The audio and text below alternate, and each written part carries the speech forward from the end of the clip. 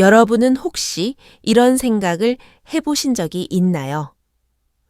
어느 날 내가 병상에 누워 있는데 딸에게서 전화가 와서는 엄마의 20억짜리 아파트를 팔아치웠다고 말하는 상황 말입니다. 그것도 오로지 엄마가 단 한 번도 믿어준 적 없는 남자를 위해 그와 함께 자유를 찾으러 가겠다면서요. 딸의 목소리는 차분했습니다. 마치 어머니의 통제에서 벗어난 승전보를 울리는 것 같았지요. 하지만 딸은 몰랐습니다. 자신이 제 것이라 믿었던 그 자산이 사실 처음부터 끝까지 자신의 소유가 아니었다는 사실을요. 행복으로 가는 불꽃놀이인 줄 알고 당긴 그 도화선이 사실은 오래전 설계된 덫을 터뜨리는 신호였다는 것을 말입니다. 왜 30년 경력의 퇴직 판사는 15년 전부터 이런 법적 함정을 몰래 파두었던 걸까요? 한 남자는 대체 어떻게 세 여자의 마음을 사로잡아 집을 팔게 하고 빚을 지게 하며 가족과 인연을 끊게 만들었을까요? 그리고 병상에서 미소 짓는 어머니. 그것은 패배의 인정일까요? 아니면 방역의 서막일까요? 오늘의 이야기를 시작합니다. 제 이름은 왕선이 올해 65입니다. 서울중앙지방법원에서 판사로 30년을 재직하고 막 은퇴했죠. 남은 인생은 좀 평온할 줄 알았는데 인생 최대의 재판이 기다리고 있을 줄은 몰랐습니다. 원고와 피고가 모두 저 자신인 재판 말이죠. 지금 저는 서울대학교 병원 심장내과 중환자실에 누워 있습니다. 온몸엔 온갖 호흡기 진단줄이 꽂혀 있고 차가운 기계 소리와 함께 수액이 제 몸속으로 한 방울씩 떨어지고 있습니다. 가슴을 찢는 듯한 통증은 겨우 가라앉았지만 온몸이 산산조각 났다 겨우 이어 붙여진 듯 힘겨운 숨만 몰아쉬고 있습니다. 급성 심근경색. 의사는 조금만 늦었어도 큰일 날 뻔했다며 사투 끝에 저를 저승문턱에서 끌어올렸습니다. 병실 안은 심전도 모니터에 규칙적인 띠띠 소리만 가득합니다. 마치 지치지 않는 초시계가 제 남은 시간을 계산하는 것 같았죠. 새벽 2시 침대에 머리맡 무음으로 해둔 휴대폰 화면에 불이 들어왔습니다. 죽음 같은 고요함 속에 그 빛은 유독 눈이 부셨습니다.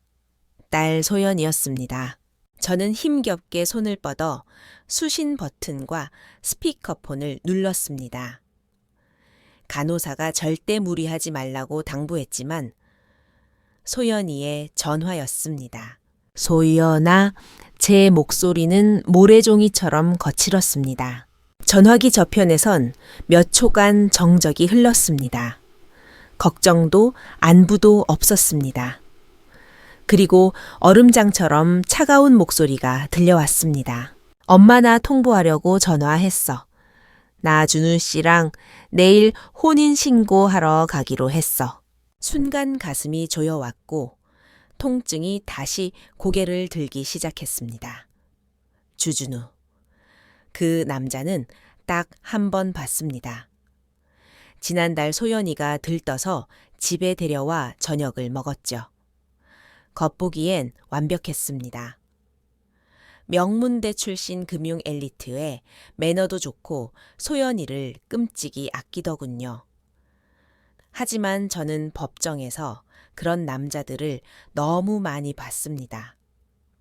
눈빛 속에 숨겨진 정형화된 열정 내뱉는 모든 말은 정교하게 연습된 대사 같았죠. 그는 식사 도중 은근슬쩍 우리 집안 환경을 물었고 소연이 명의로 된 반포동 아파트 시세를 물었습니다. 제 머릿속엔 즉시 경고등이 켜졌습니다. 식사 후 소연이를 따로 불러 단호하게 말했죠. 그 남자 정상이 아니다. 엄마는 반대야. 결과는 뻔했습니다. 소연이는 제 반대를 몰상식한 편견이자 자신의 인생을 휘두르려는 통제의 증거로 받아들였습니다. 우린 크게 싸웠고 소연이는 문을 박차고 나갔습니다. 그게 제 심근경색의 직접적인 원인이었죠. 그런데 제가 가장 나약해진 이 순간, 딸은 가장 잔인한 일격을 가해온 겁니다. 결혼 소식에 정신을 차리기도 전 소연이가 두 번째, 그리고 가장 치명적인 폭탄을 던졌습니다. 그리고 엄마가 내 명의로 사준 그 아파트 이미 중개소에 내놨어. 계약금도 받았고 우리 결혼식이랑 신혼여행 우리 돈으로 당당하게 할 거야. 머릿속이 하얘졌습니다. 그 집은 제가 반평생 모은 적금으로 아이의 20살 생일에 선물한 성인식 선물이었습니다. 소연이의 인생을 지탱해줄 든든한 버팀목이 되길 바랐던 제 진심이었죠. 니오 지금 뭐라고 했니? 제 귀를 믿을 수 없었습니다. 전화기 너머로 소연이의 비웃음 소리가 들렸습니다.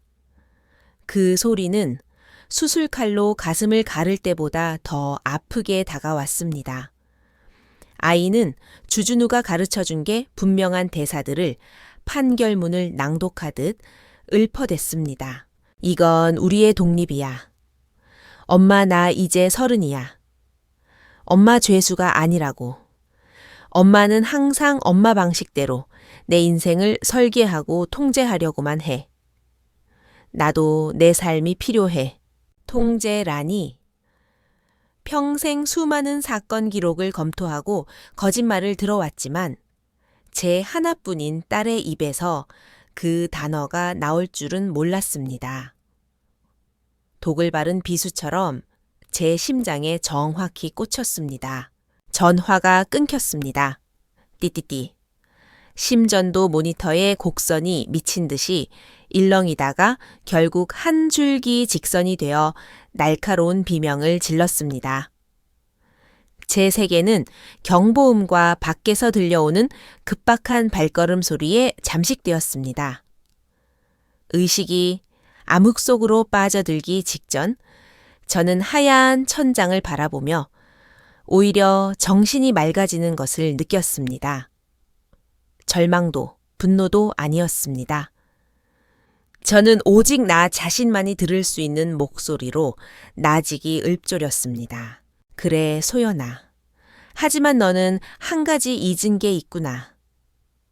네 엄마가 법대 위에서 30년을 앉아 있었다는 걸. 네가 영화에서 본 것보다 훨씬 더 험악한 인심을 매일같이 마주하며 살았다는 걸 말이야.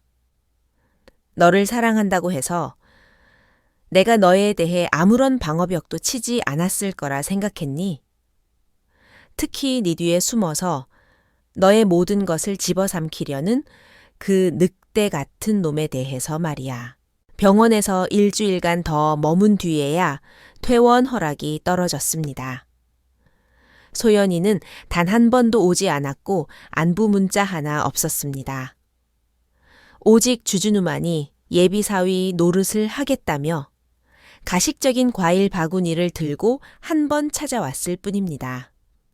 그는 제 병상 곁에서 소연이가 엄마한테 상처받아 투정 부리는 거라며 결혼식 끝나면 꼭 사과하러 오겠다고 간곡하게 말하더군요. 말을 하는 와중에도 그의 눈길은 제 머릿속 감시 장치인 심전도 기기를 힐끗거렸습니다. 걱정이 아니라 언제쯤 죽을까를 계산하는 눈빛이었죠. 저는 눈을 감고 대꾸조차 하지 않았습니다. 퇴원하는 날 날씨는 참 좋았습니다. 서울의 가을 하늘은 투명한 유리처럼 파랬지요. 아무에게도 연락하지 않고 혼자 택시를 타고 비어있는 서초동 집으로 돌아왔습니다. 집안은 소연이와 크게 싸우던 그날 아침 모습 그대로였습니다. 아이가 마시다만 우유 반 컵이 식탁 위에 얇은 막을 형성한 채 놓여 있었죠. 저는 그 우유를 버리고 컵을 깨끗이 씻었습니다. 그러고 나서 따뜻한 차 한 잔을 내려 소파에 앉아 전화를 걸었습니다. 소연이가 아니라 마 반장이라 불리는 사람에게요. 마 반장은 제가 법원에 있을 때 알게 된 퇴직 형사인데 경험이 풍부하고 인맥이 넓어 지금은 조사 사무실을 운영하며 까다로운 사건들을 맡아주고 있었습니다. 선희 누님 몸은 좀 괜찮으십니까? 입원하셨단 소식 듣고 깜짝 놀랐습니다. 죽지 않아. 마 반장 지난번에 부탁한 건 어떻게 됐지? 지난번이란 소연이와 크게 싸운 다음 날을 말합니다.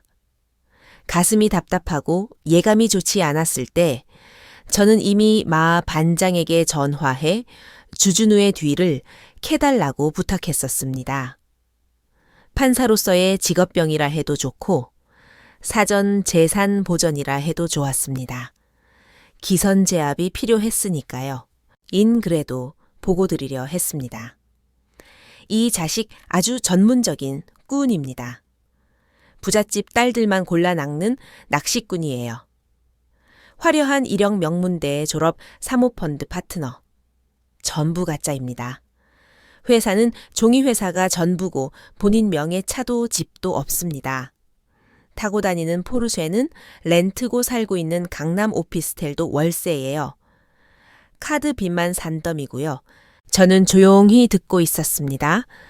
놀랍지도 않았습니다. 제 예상 범주 아니었으니까요. 알았네. 마 반장 부탁 하나 더 하지. 그놈의 과거 여자 관계들, 특히 돈과 얽힌 일들을 전부 다 파내줘.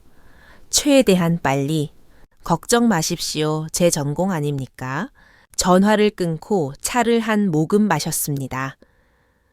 햇살은 따스한데 제 마음은 한겨울 호수처럼 고요하고 차가웠습니다. 저는 서재로 들어가 책장 맨 아래 비밀칸에서 무거운 금고를 꺼냈습니다. 비밀번호를 누르고 열쇠를 돌리자 딸깍 소리와 함께 문이 열렸습니다. 그 안엔 금괴도 현금도 없었습니다. 오직 누런 서류 봉투 하나만 들어있었죠. 제 필체로 소연이의 혼수라고 적힌 15년 전 날인이 찍힌 서류였습니다. 봉투를 열어 먼지를 털어내고 서류를 꺼냈습니다. 2장의 문건이었습니다. 첫 번째는 부담부 증여 계약서. 갑 왕선이 은을 이소연에게 아파트를 증여하되 을이 법적 배우자와 혼인신고를 하고 그 혼인 관계가 5년 이상 유지될 때 비로소 증여의 효력이 발생하며 소유권이 완전히 이전된다는 내용이 명시되어 있었습니다. 두 번째는 부동산 명의신탁 및 대치협약서. 위 조건이 성취되기 전까지 이소연은 명의상의 소유자일 뿐이며 실질적인 소유권 사용권 처분권은 왕선이 본인에게 귀속된다는 내용이었습니다. 서류 끝엔 저와 소연이의 친필 사인이 선명했습니다. 당시 소연이는 갓 18살이었고 자기 명의의 집이 생긴다는 기쁨에 세부 조항은 읽어보지도 않고 서명했었지요. 저는 빛바랜 서류를 어루만졌습니다. 아이야 너는 엄마가 아무 방비 없이 집을 준 줄 알았니 틀렸단다. 엄마는 반평생 이혼 재산 분할 사건을 맡아오며 결혼 전 아파트 한 채 때문에 사기를 당해 인생을 송두리째 잃는 여자들을 너무 많이 봤어. 내가 내게 준 건 아파트가 아니라 잠금 장치가 달린 금고였단다. 이제 그 금고를 따려는 도둑놈이 스스로 제 발로 걸어 들어왔구나. 집에 머무는 며칠 동안 저는 법원에 출근할 때보다 더 규칙적으로 움직였습니다. 거실에 큰 식탁을 비우고 서울 지도를 펼쳤습니다. 이곳이 제 작전 지휘소였습니다. 소연이의 아파트 주준우의 오피스텔, 그의 유령 회사 주소를 각각 다른 색 핀으로 표시했습니다. 그들 사이를 잇는 선들은 포식자와 먹이의 이동 경로를 보여주고 있었습니다. 매일 마 반장이 보내오는 정보들을 취합하고 분석해 다음 지시를 내렸습니다. 마 반장의 효율은 대단했습니다. 주준우에 대한 보고서가 조각처럼 맞춰졌고 제 예견과 정확히 일치했습니다. 주준우 32세. 충청도 어느 작은 마을 출신으로 부모님은 평범한 노동자였습니다. 미국 아이비리그 NBA 이력은 거짓이었고 실제로는 이름도 없는 커뮤니티 칼리지를 중퇴했더군요. 귀국 후 그는 강남의 고소득 사교 모임에 드나들며 번듯한 외모와 해외파 금융 엘리트라는 포장지로 집안은 좋지만 순진하거나 부모와 갈등이 있는 젊은 여성들을 노렸습니다. 그는 마치 사냥개처럼 먹잇감의 애정 결핍과 인정 욕구를 귀신같이 알아차렸고 표준화된 로맨틱한 공세로 심리적 방어선을 무너뜨렸습니다. 누님 은행 계좌 흐름이 이상합니다. 마 반장의 목소리가 심각해졌습니다. 자금 유출입이 너무 빈번하고 액수가 커요. 정상적인 투자 수익이 아닙니다. 배후에 조직이 있을지도 모릅니다. 조직이라. 저는 전화기를 꽉 쥐었습니다. 그렇다면 소연이가 처한 위험은 제가 처음 생각한 것보다 훨씬 컸습니다. 일단 적의 반응을 살펴야 했습니다. 소연이에게도 마지막 돌아올 기회를 주기로 했지요. 저는 그 핵심 법적 서류 2장을 복사해 소연이에게 문자를 보냈습니다. 내일 오후 3시 코엑스 스타벅스. 중요한 할 말이 있다. 이 문자를 주준우가 볼 것이라는 점, 그리고 소연이가 올 것이라는 점을 저는 알고 있었습니다.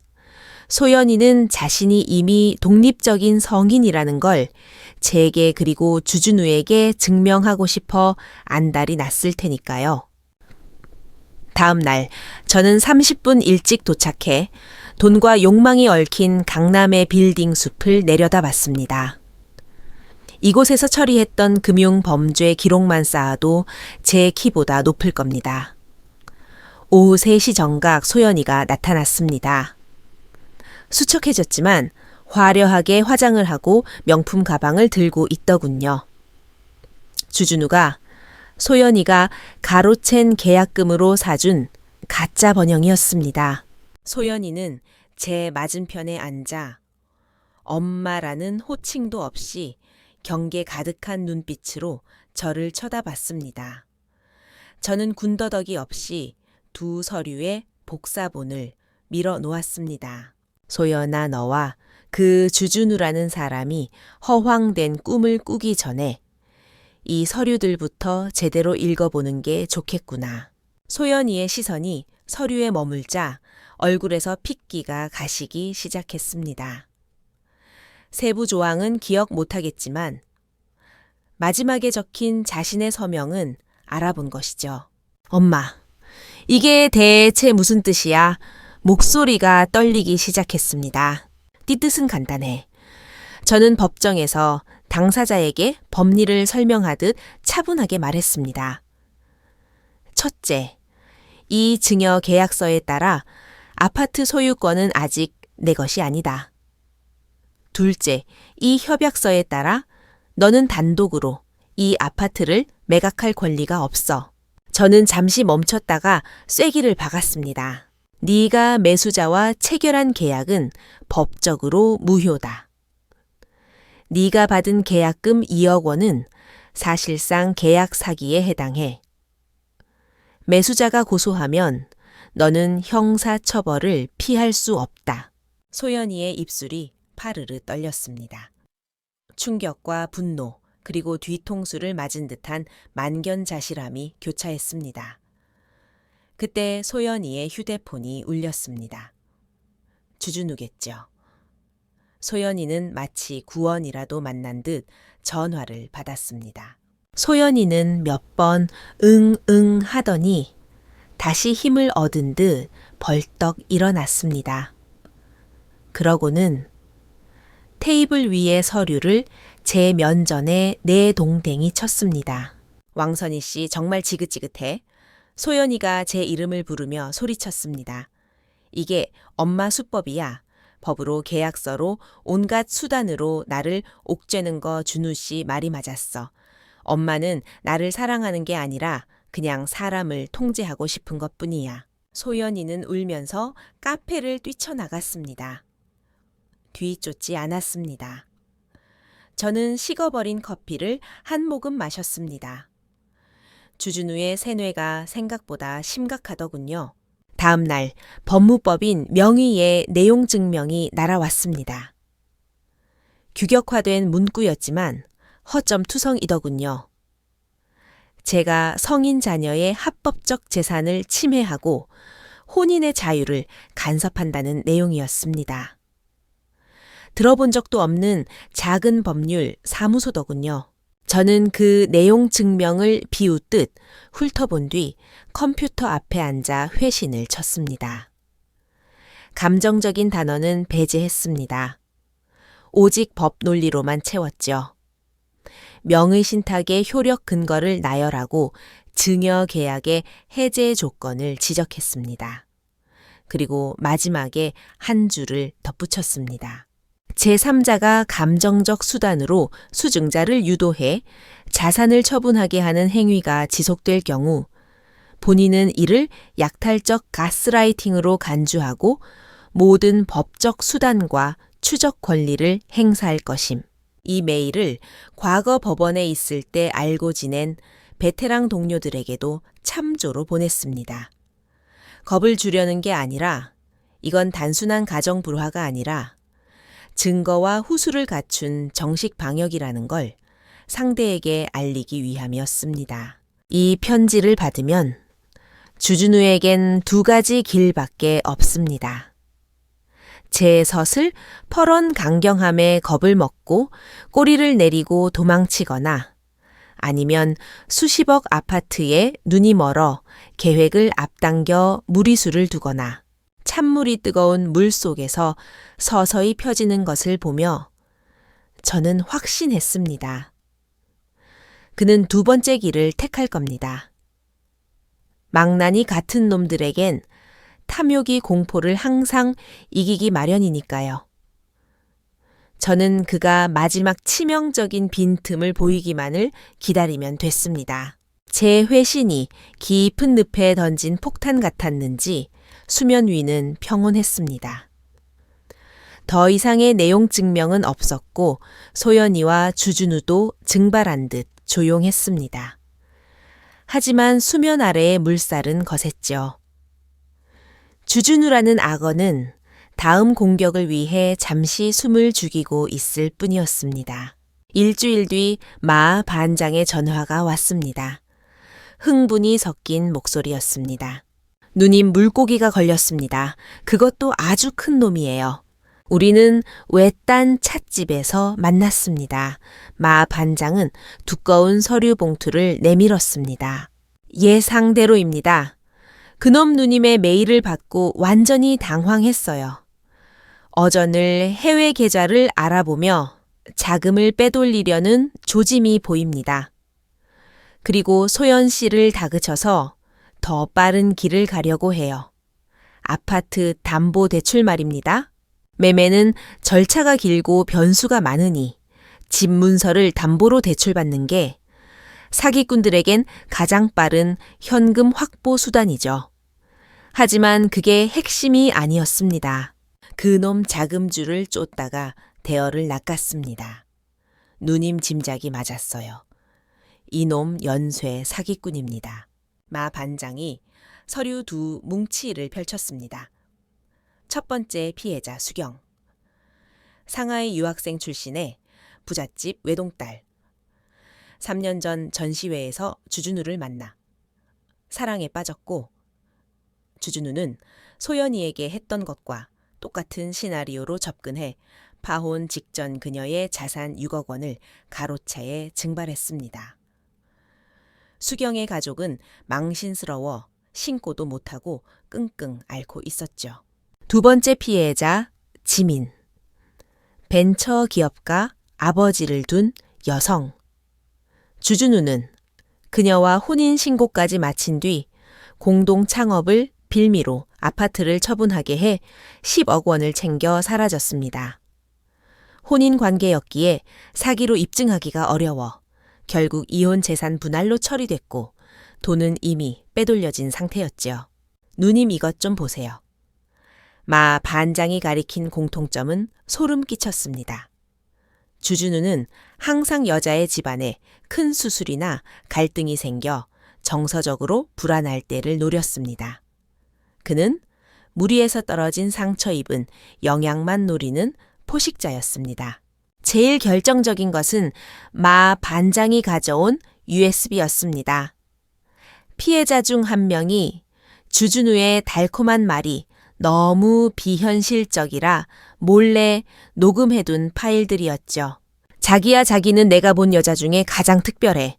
아무도 자기를 이해해 못하지만 나만은 알아. 부모님의 사랑엔 항상 통제와 조건이 따르지만 나는 조건 없이 자기를 사랑해. 우리 결혼하면 이 돈으로 우리만의 사업을 하자. 누구에게도 기대지 말고 제 손이 떨렸습니다. 소연이가 제게 쏟아냈던 말들과 토씨 하나 틀리지 않은 복사판이었습니다. 대사조차 바꿀 정성이 없었던 거죠. 저는 눈을 감고 깊게 숨을 들이켰습니다. 주준우는 예사스날이다. 저는 눈을 뜨고 마 반장에게 말했습니다. 소연이 좀 불러줘. 지난번 그 카페에서 만나자고. 아파트 문제 평화롭게 해결하고 싶다고 전해. 이제 그물을 걷어 올릴 시간입니다. 하지만 소연이는 카페에 나타나지 않았습니다. 대신 도착한 건 번쩍이는 청첩장이었습니다. 주준우가 인내심을 잃고 승부수를 던진 겁니다. 화려한 결혼식으로 기정사실을 만들고 소연이의 퇴로를 끊으려는 것이죠. 결혼식은 3일 뒤 강남의 5성급 호텔에서 열릴 예정이었습니다. 마 반장은 당장 들이닥치자고 했지만 저는 거절했습니다. 아니, 결혼식장에서 끝낸다. 소연이가 제 눈으로 직접 그 남자가 만든 동화가 어떻게 무너지는지 보게 할 거야. 결혼식 당일, 저는 화사한 혼주 한복 대신 짙은 회색 정장을 입었습니다. 친척들에겐 알리지 않고 홀로 그 가짜 잔치상으로 향했습니다. 식장은 화려했습니다. 주준우는 하얀 턱시도를 입고 의기양양하게 하객들을 맞이하고 있었고 소연이는 순백의 드레스를 입은 채 인형처럼 앉아 있었습니다. 저를 본 소연이의 얼굴은 창백해졌고 주준우의 눈엔 경계심이 스쳤지만 곧 완벽한 미소로 가려졌습니다. 어머니 오셨습니까? 귀빈석으로 모시겠습니다. 대꾸 없이 소연이를 한번 쳐다보고는 구석자리에 앉았습니다. 저는 제3자처럼 그 황당한 연극을 지켜봤습니다. 사회자가 두 사람의 사랑을 찬양하고 주준우가 감동적인 사랑의 맹세를 읊을 때까지요. 마침내 하이라이트. 사회자가 외쳤습니다. 이 결혼에 반대하시는 분이 계신다면 지금 말씀해 주십시오. 그렇지 않다면 영원히 침묵해 주시기 바랍니다. 저는 자리에서 일어났습니다. 서류 봉투를 든 채 긴 레드카펫을 걸어 무대로 향했습니다. 제 구두 소리가 정적을 깨고 법망의 망치 소리처럼 울려 퍼졌습니다. 무대 중앙에 서서 사회자의 마이크를 뺏었습니다. 반대합니다. 제 목소리는 작았지만 스피커를 타고 식장 구석구석 퍼졌습니다. 식장은 술렁였고 주준우의 얼굴은 굳었습니다. 소연이가 당황하며 말했습니다. 엄마, 제발 왜 이래? 소연아, 네가 네라고 대답하기 전에 엄마가 들려줄 게 있다. 네가 나를 평생 원망해도 좋다. 하지만 네가 이 구덩이에 빠지는 걸 보고만 있을 순 없어. 저는 음향 담당자에게 신호를 보냈습니다. 스피커에서 주준우의 목소리가 흘러나왔습니다. 자기야, 자기는 내가 본 여자 중에 가장 특별해. 부모님의 사랑엔 통제가 따르지만 하객들이 웅성거렸습니다. 주준우가 무대로 달려와 음향을 끄려 했지만 마 반장이 그를 가로막았습니다. 저는 USB를 연결해 대형 스크린에 화면을 띄웠습니다. 첫 번째 화면, 주준우와 피해자 수경의 다정한 사진, 날짜 2021년 3월, 두 번째 화면 수경의 은행 송금 내역 총 6억 원, 세 번째 화면 피해자 지민과의 혼인신고서 및 사기 고소 접수증, 화면이 넘겨질 때마다 식장의 공기는 얼어붙었습니다. 저는 소연이를 바라봤습니다. 이 말들, 너에게도 똑같이 했지. 소연이는 미동도 없었습니다. 동공이 커지고 손은 떨리고 있었습니다. 이건 처음이 아니야. 소연아, 넌 그의 유일한 사랑이 아니라 세 번째 자산 처리 대상일 뿐이야. 넌 사랑받은 게 아니라 사냥당한 거야. 주준우가 미친 듯이 소리쳤습니다. 이건 모하미아 합성이라고 저 노인네가 꾸민 짓이야. 저는 봉투에서 마지막 서류를 꺼내 그의 눈앞에 들이밀었습니다. 과거 경찰서에서 작성한 진술서 사본이었죠. 할 말이 있으면 가서 해라. 경찰서 가서. 경찰차의 사이렌 소리가 멀리서 들려왔습니다. 소연이는 스크린과 주준우의 일그러진 얼굴을 번갈아 보더니 마침내 깨달았습니다. 자신이 특별한 예외가 아니라 그냥 공장 라인의 최신 제품이었다는 사실을요.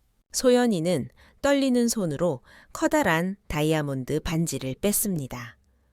주준우, 우리 끝이야. 주준우는 폭발했습니다. 네, 엄마가 짬판이야. 저 여자가 너 행복한 꼴 못 봐서 이러는 거라고. 소연이는 반지를 바닥에 내동댕이 치고 드레스 자락을 움켜쥔 채 뒤도 안 돌아보고 무대를 내려갔습니다. 인생의 장례식이 될 뻔한 결혼식은 그렇게 끝이 났습니다. 집으로 돌아오는 길, 우리 모녀는 아무 말도 하지 않았습니다. 소연이는 무거운 드레스를 벗고 제가 찾아준 낡은 홈웨어를 입고 방으로 들어갔습니다. 방해하지 않았습니다.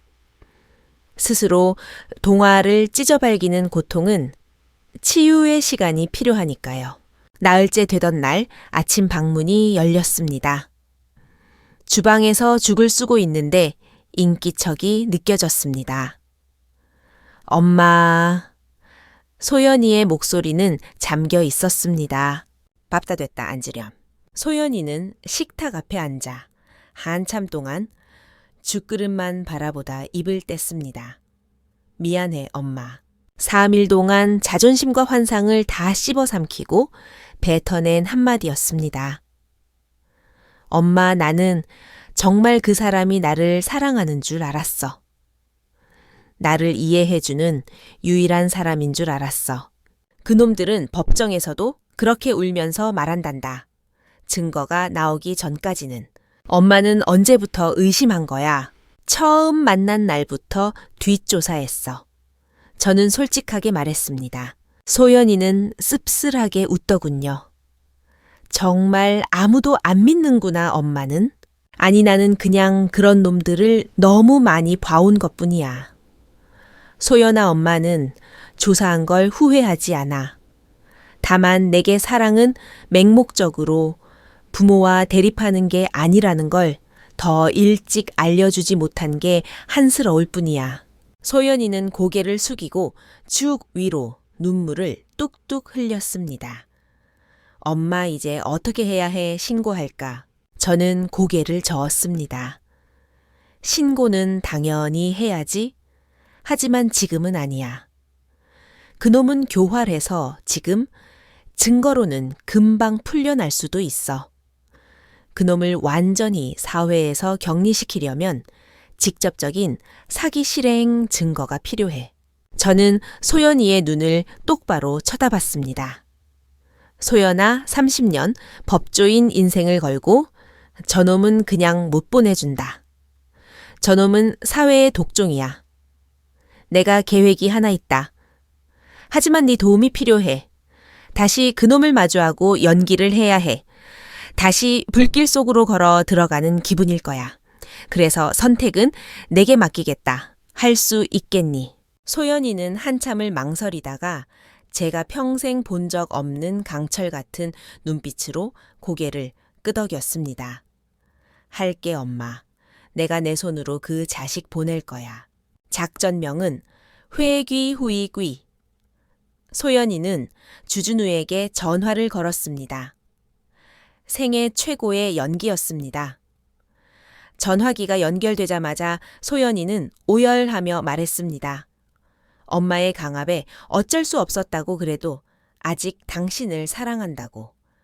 주준우는 처음엔 경계했지만 동결된 15억 원의 장음 이야기를 꺼내자 결국 탐욕을 드러냈습니다. 약속 장소는 경기도 외곽에 폐쇄된 사무실. 마 반장이 미리 세팅해둔 곳이었습니다. 곳곳에 고화질 숨겨진 카메라가 설치되었고 옆방에서 저와 마 반장 그리고 수경 씨와 지민 씨가 숨을 죽이고 지켜봤습니다. 오후 3시 주준우가 나타났습니다. 그는 경계하면서도 서류를 확인했습니다. 재산 처분 권한 위임장이라고 적힌 사실은 자신의 범죄 사실을 시인하는 내용이 교묘히 섞인 서류였습니다. 이 돈 정말 다 받을 수 있는 거지. 주준우가 확인했습니다. 그럼요. 준우 씨 얼른 사인해요. 우리 이거 들고 빨리 도망가자. 소연이가 울먹이며 부추겼습니다. 주준우는 결국 펜을 들어 사인을 했습니다. 그 순간 옆방 문이 열리고 우리가 들어갔습니다. 주준우의 얼굴은 경악으로 물들었습니다. 수경 씨와 지민 씨를 보자 그는 뒷걸음질을 쳤습니다.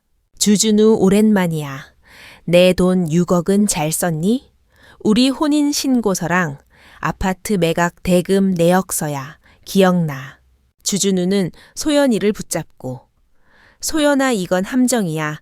내 엄마가 미친 거야 라고 외쳤지만 소연이는 그의 손을 냉정하게 뿌리쳤습니다. 사랑 나한테 했던 말 저 언니들한테도 똑같이 했더라.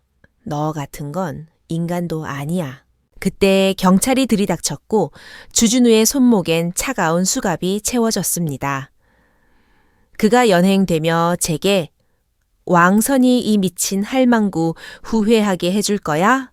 라고 소리쳤지만 저는 대꾸하지 않았습니다. 집으로 돌아오는 길 노을이 서울 시내를 따뜻하게 덮고 있었습니다. 이 길은 단순히 집으로 가는 길이 아니라 끊어졌던 모녀 사이의 거리를 복구하는 길이었습니다. 생각해보면 저도 너무 강압적이었을지 모릅니다.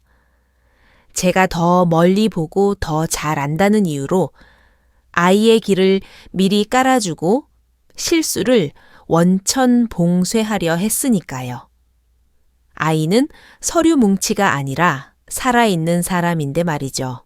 하지만 어머니란 존재는 이해받기 위해 있는 게 아닙니다. 아이가 가장 아프게 넘어졌을 때 그 자리에서 끝까지 기다려주는 최후의 보루여야 하죠.